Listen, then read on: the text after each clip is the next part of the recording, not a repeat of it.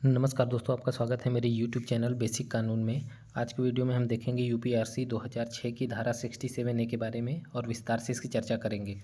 धारा 67A में दो सबसेक्शन हैं, सबसेक्शन 1 और सबसेक्शन 2। सबसेक्शन 1 में यह प्रोविज़न है कि यदि ग्राम सभा की ज़मीन पर किसी व्यक्ति ने गृह निर्माण कर लिया है और वह गृह निर्माण 29 नवंबर 2012 को अस्तित्व में है, तो गृह निर्मित करने वाला व्यक्ति गृह का और उस स्थल का जिस पर गृह निर्माण किया गया है उसका मालिक अर्थात स्वामी माना जाएगा।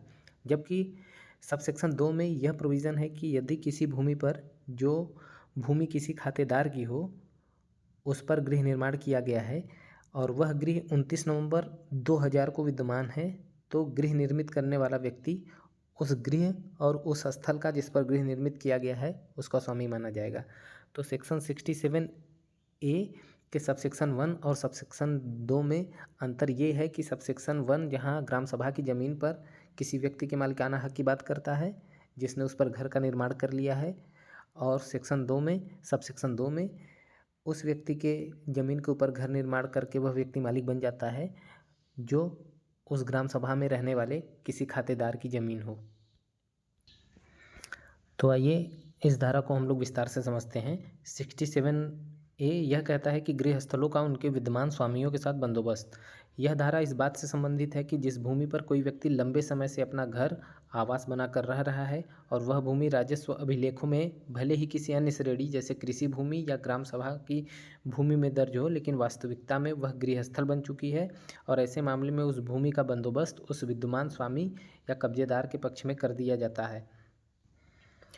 67A का सबसेक्शन 1 यह कहता है कि यदि धारा 64 की उपधारा 1 में निर्दिष्ट किसी व्यक्ति ने इस संहिता की धारा 63 में निर्दिष्ट किसी भूमि पर जो किसी सार्वजनिक प्रयोजन के लिए आरक्षित न हो कोई गृह निर्माण कर लिया हो और ऐसा गृह निर्माण 29 नवंबर 2012 को विद्यमान हो, तो ऐसे गृह का स्थल गृह के स्वामी के साथ ऐसे प्रतिबंधों और शर्तों पर जो विहित किए जाए धृत किया जाएगा। तो सबसे पहले इस धारा में यह कहा गया है कि किसी धारा 64 की उपधारा 1 में निर्दिष्ट किसी व्यक्ति ने, तो धारा 64 की उपधारा 1 में निर्दिष्ट वो कौन से व्यक्ति हैं, आइए हम उनको देखते हैं। तो धारा 64 की उपधारा 1 में जिन व्यक्तियों का वर्णन किया गया है जो गृहस्थल का निर्माण करके बाद में उस पर अपना मालिकाना हक की बात करते हैं, वो हैं जैसे ग्राम सभा में रहने वाले व्यक्ति हैं, उसके बाद उसमें SC कैटेगरी के व्यक्ति आते हैं, ST कैटेगरी के व्यक्ति आते हैं, OBC वर्ग के व्यक्ति आते हैं और गरीबी रेखा से नीचे रहने वाले सामान्य वर्ग के व्यक्तियों का भी इसमें जिक्र किया गया है। इसके अलावा इसमें विधवा और शारीरिक रूप से विकलांग व्यक्ति को प्रेफरेंस दिया जाता है, अर्थात SC ST या OBC या सामान्य वर्ग का कोई व्यक्ति जो गरीबी रेखा से नीचे रहने वाला हो, उस वर्ग के अंतर्गत कोई विधवा व्यक्ति है, कोई विधवा महिला है या शारीरिक रूप से विकलांग व्यक्ति है, तो उसको 67(1) का लाभ पहले दिया जाएगा। तो इसमें यह स्पष्ट हो गया है कि धारा 64 की उपधारा 1 में निर्दिष्ट व्यक्ति धारा 63 में निर्दिष्ट किसी भूमि पर, तो धारा 63 में निर्दिष्ट वह कौन सी भूमि है उसको भी देखना जरूरी है। तो धारा 63 में जो भूमि है उसमें पहले भूमि आती है ग्राम सभा को सौंपी गई या सौंपी हुई समझी गई समस्त भूमि। इसके अलावा ग्राम सभा के कब्जे में आने वाली समस्त भूमि, ऐसी भूमि जिसमें खतौनी में रिक्त भूमि के रूप में वो दर्जित हो, या कोई भी आबादी स्थल या कोई आबादी स्थल के रूप में चिन्हित भूमि। तो इस प्रकार हम देख सकते हैं कि कौन से व्यक्ति किन भूमियों पर धारा 67(1)A के तहत अपने मालिकाना हक के बाबत आवेदन दे सकते हैं। और इसके लिए सबसे महत्वपूर्ण यह है कि गृह जिस भूमि पर निर्मित किया गया है वह धारा 63 में निर्दिष्ट हो, जिसका वर्णन हम पहले कर चुके हैं। और सबसे महत्वपूर्ण चीज़ यह है कि वह भूमि सार्वजनिक प्रयोजन के लिए आरक्षित न की गई हो, अर्थात जैसे ग्राम सभा की कोई ज़मीन हो पंचायत भवन के लिए, आंगनवाड़ी के लिए, खेलकूद के मैदान के लिए, चक्रोड के लिए या विद्यालय के लिए आरक्षित की गई हो, तो इस पर व्यक्ति भले ही गृह निर्माण कर चुका हो और वह गृह निर्माण 20 साल 50 साल चाहे जितने समय से हो, लेकिन उस पर वह 67(1) सब क्लॉज 1 के तहत उस पर अपना मालिकाना हक का दावा नहीं कर सकता है। इसके अलावा उस भूमि पर किसी व्यक्ति ने गृह का निर्माण कराया हो। सबसे महत्वपूर्ण तथ्य इस धारा का यही है कि गृह का निर्माण होना जरूरी है, तभी इस व्यक्ति जिसने गृह का निर्माण कराया है वह व्यक्ति इस धारा के अंतर्गत लाभ ले सकता है। और वह गृह जो है 29 नवंबर 2012 को विद्यमान होना चाहिए। तो यदि उपर्युक्त शर्तें जो विस्तार से बताई गई हैं आपको, अगर वो पूरी हो जाती हैं तो यह मान लिया जाएगा कि गृहस्थल गृहस्वामी द्वारा धारित किया जा रहा है, अर्थात उस व्यक्ति का गृह तथा गृहस्थल दोनों का मालिकाना हक हो जाएगा। इसी प्रकार उपधारा 2 बात करती है गैर सरकारी जमीन का बंदोबस्त या सेटलमेंट। ऐसी जमीन जो कि गैर सरकारी हो, अर्थात ग्राम सभा की जमीन न हो, वह किसी खातेदार की जमीन हो, यदि उस पर धारा 64 में निर्दिष्ट किसी व्यक्ति जैसे कि ग्राम सभा में रहने वाले किसी SC, ST, OBC या गरीबी रेखा से नीचे रहने वाले सामान्य वर्ग के व्यक्ति द्वारा, और यदि इन वर्ग के अंतर्गत कोई महिला या विकलांग व्यक्ति है, उसने इस बाबत एप्लीकेशन दिया है, तो उनकी बात को पहले प्रेफरेंस दिया जाएगा। किसी व्यक्ति ने अगर गृह का निर्माण किया है और यह गृह का निर्माण 29 नवंबर सन 2000 को मौजूद है, तो यह माना जाएगा कि गृह निर्माण करने वाले व्यक्ति को ही उस गृह का और उस स्थल का, जिस स्थल पर उसने गृह का निर्माण किया है, उसका मालिकाना हक उसको प्रदान कर दिया जाएगा, जिसके लिए उसे राजस्व न्यायालय में एप्लीकेशन दायर करना होगा। आइए इस तथ्य को हम एक उदाहरण के माध्यम से समझते हैं कि एक गांव में रामलाल नाम का एक व्यक्ति था। वह अपने परिवार के साथ पिछले 50 सालों से एक छोटे से घर में रह रहा था। यह घर गांव की आबादी की भूमि पर बना था।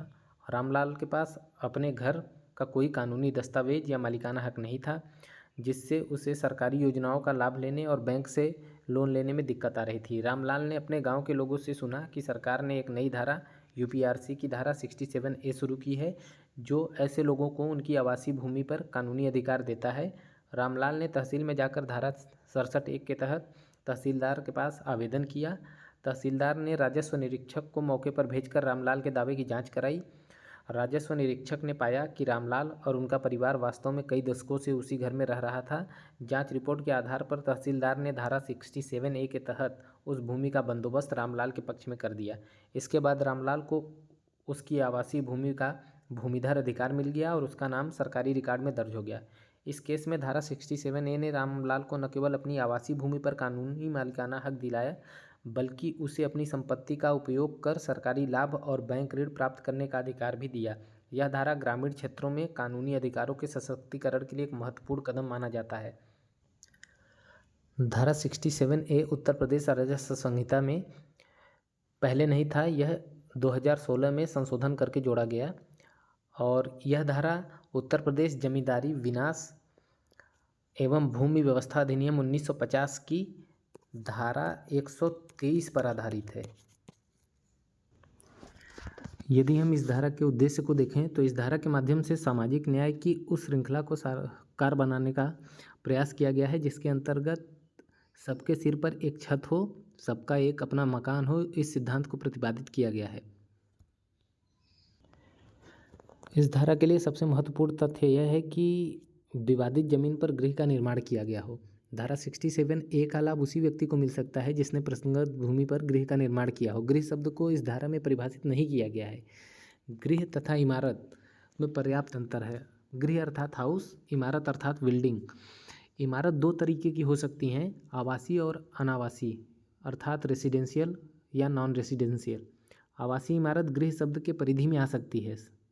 अगर माननीय सर्वोच्च न्यायालय की बात करें तो सर्वोच्च न्यायालय ने यह मत व्यक्त किया है कि सामान्यतया आवासीय भवनों में 4 दीवारें तथा एक छत होना आवश्यक है। अतः यदि संबंधित व्यक्ति ने दीवारों का निर्माण करके छत की व्यवस्था की है तो वह इस धारा के प्रयोजनों के लिए गृह माना जाएगा। छत पर खपरेल भी हो सकता है या घास फूस की भी छत हो सकती है। दीवारें कच्ची भी हो सकती हैं और पक्की भी, किंतु 4 बांस के लट्ठों के सहारे खड़ी मड़ई गृह की परिधि में नहीं मानी जाएगी। घर या गृह उसे कहा जाता है जहां आदमी रहता है, खाना बनाता है या सोता बैठता है। इस धारा का लाभ लेने के लिए यह आवश्यक है कि संबंधित व्यक्ति ने गृह का स्वयं निर्माण किया हो या कराया हो।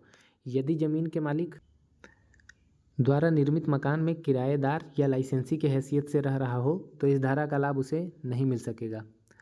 उपजिलाधिकारी के लिए यह आवश्यक ही नहीं है, अनिवार्य भी है कि वह गृह निर्माण तथा निर्माणकर्ता की पात्रता के बाबत स्पष्ट निर्णय दे। मात्र लेखपाल या तहसीलदार की रिपोर्ट के आधार पर कोई आदेश पारित नहीं किया जा सकता है। धारा 67A को हम उत्तर प्रदेश राजस्व संहिता के रूल 68 के साथ पढ़ते हैं। रूल 68 यह प्रोविज़न करता है कि जहां संहिता की धारा 64 की उपधारा 1 में निर्दिष्ट किसी व्यक्ति ने धारा 63 में निर्दिष्ट किसी भूमि पर जो सार्वजनिक प्रयोजन के लिए आरक्षित नहीं की गई हो कोई मकान बना रखा हो और ऐसा मकान 29 नवंबर 2012 को विद्यमान हो, तो ऐसे मकान स्थल उस मकान के स्वामी द्वारा ऐसे निबंध और शर्तों पर आधारित किया जाएगा जो नियम 64 में निर्धारित किया गया है। लेकिन इसमें एक नोट यह भी जोड़ा गया है नियमावली में कि बंदोबस्त किया गया स्थल अधिकतम क्षेत्रफल 200 वर्ग मीटर से अधिक नहीं होगा। उदाहरण के लिए यदि किसी व्यक्ति ने ग्राम सभा की किसी भूमि, मान लीजिए कोई नवीन प्रति भूमि है जो कि 7 बिस्से की है, उस पर अगर अपना कब्जा कर लिया हो और सारी ज़मीन पर गृह का निर्माण कर दिया हो तो वह सारी ज़मीन अर्थात 7 बिस्सा के मालिकाना हक के लिए धारा 67 के तहत वाद दायर नहीं कर सकता है। इसमें लिमिटेशन ये है कि वह व्यक्ति केवल 200 वर्ग मीटर के बाबत ही उस अदालत में वाद दायर कर सकता है और उसे 200 वर्ग मीटर का ही मालिकाना हक दिया जाएगा। यहाँ एक और महत्वपूर्ण प्रश्न सामने आता है कि यदि धारा 63 में निर्दिष्ट किसी व्यक्ति ने दोनों उपधाराओं में उल्लिखित किसी भूमि पर अपना गृह बना लिया हो तो ऐसे गृह का स्थल क्या उसे केवल ग्राम सभा की ज़मीन पर किए गए निर्माण के लिए मालिकाना हक देगा या किसी खातेदार की ज़मीन पर भी किए गए गृह निर्माण के लिए मालिकाना हक के बाबत वह आवेदन कर सकता है। तो उदाहरण के लिए देख सकते हैं कि मान लीजिए कोई ज़मीन है, ए ज़मीन है और बी ज़मीन है। ए ज़मीन जो है वो जीएस लैंड है और इसके अलावा बी ज़मीन है जो किसी भूमिधर की ज़मीन है। ठीक, तो अगर सी नाम का कोई व्यक्ति है जो ए भूमि पर भी अपना गृह निर्माण करा चुका है और यही व्यक्ति सी ही व्यक्ति बी भूमि पर भी जो है गृह का निर्माण करता है, तो यह व्यक्ति के पास यह अधिकार होगा कि ये रेवेन्यू कोर्ट में दोनों गृह स्थलों के बाबत मालिकाना हक प्राप्त करने के लिए आवेदन दे सकता है।